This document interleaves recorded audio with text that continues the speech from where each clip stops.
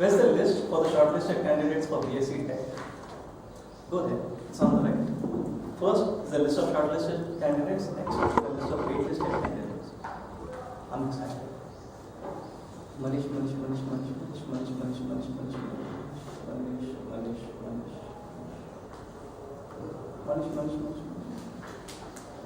Anya, your name is not there. Let's check the waitlisted list. Manish, 418, second rank 1, first candidate, last candidate 420, 421, 422, 423, 6 people at 420, Manish, first rank. Manish. Okay. So, when will the next list be announced? When will this move? I don't think that's going to move because we have got loads of people and you'll be lucky if you get through. Fine. With 6 people at 420, my dreams were shattered. I knew that it's very difficult to get into the Watermelon College. Let me go back to where I came from. It was in my 12th standard when I did my graduation. I got 74.5% marks. And I was proud, very proud to tell my dad, I don't want an engineering degree. Why? Because the person on the other side had asked for bread. And I said, if I have to come up in life, I will come. I will do my BSc Tech, I will go to US. And I will do, based on my talent, my knowledge, my capabilities. I don't want anyone's gift or anyone's blessings. I'll do it on my own. I slogged for 3 years during my graduation.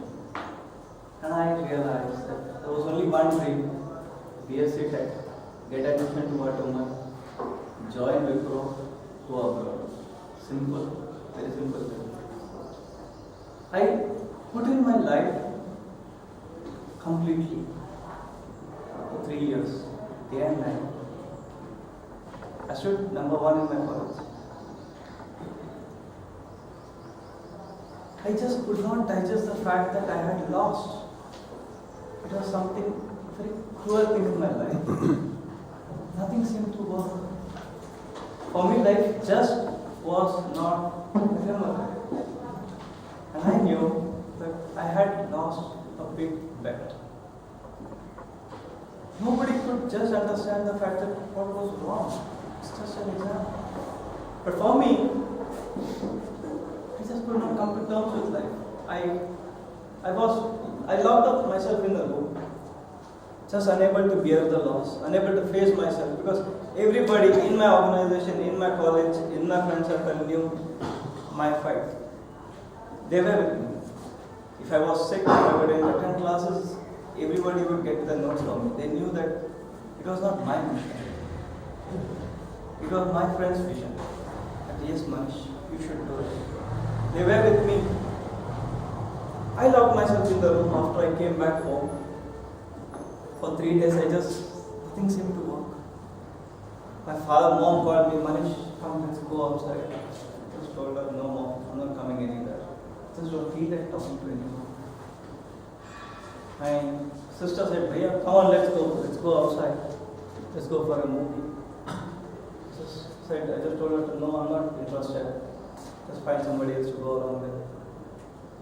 My friend Deepak called, Manish, come, let's go, man. Let's do some change of mood. You need it desperately. he knew what I was going through. And he was trying his best to get me into a mood to fight it out. Because he knew the loss. For me, at that point of time, I was uprooted, shattered, I was broken. At no point could I really understand what exactly was going wrong. At that point of time, my professor walked up and said, Manish, okay, fair enough, you've lost. He said, you never faced it. For a ship, when you lose your rudder, you go astray. And I was experiencing it because I knew the fact that I could not come to terms with that loss. It was very deep, very hurting. I could just not share my feelings with anyone. For my parents, it was just another thing. It was okay, fine. If it's not that exam, something else. But understanding something and going through the storm are two different things. And for me, that was the biggest storm in my life. What do I do? How do I work? How do I face my crowd? Because for all of them, their dreams were hooked on me. I was the star of their dreams. I knew if I did not do anything, how do I face them? How will they react to it? How will they respond to it?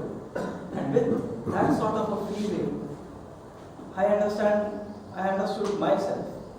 And one thing which I realized, that it's not what the people think, it's what that small voice in the back of the mind says. It keeps chattering. It was just chattering along. It was telling me, Manish, you lost. I could see all my critics standing in front of me and saying, look, you lost. And I was so defeated. Nobody could really connect with me. And at that point of time, I realized that it was so important. This experience was killing.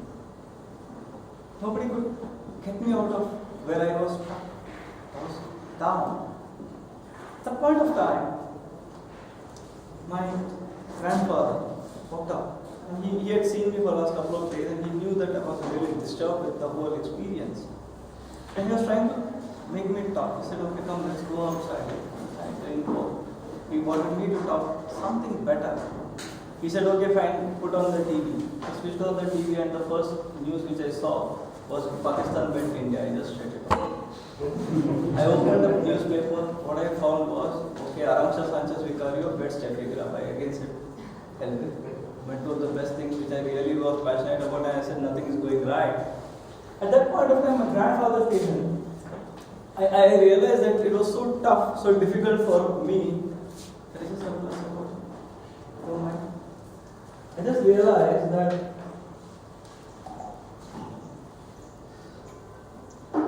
those emotions are so strong, they still come back, and I really have a lump in my throat. At that time, my grandfather walked up and said, look, Manish, there are things for which you will rarely, you can't, it was a thought which you need to control. If you don't control that thought, it's like a bull in a china shop. It's going to devastate you. You need to do something about it. And that was the point where he asked me, look, Manish, there are so many tough things. And then he asked me to bring in a glass of water, and then he just said, Manish, don't cry. There's nothing which you can do to get the bottle back in. Let go. It's not worth it. Thank you. Over to you, Toastmasters.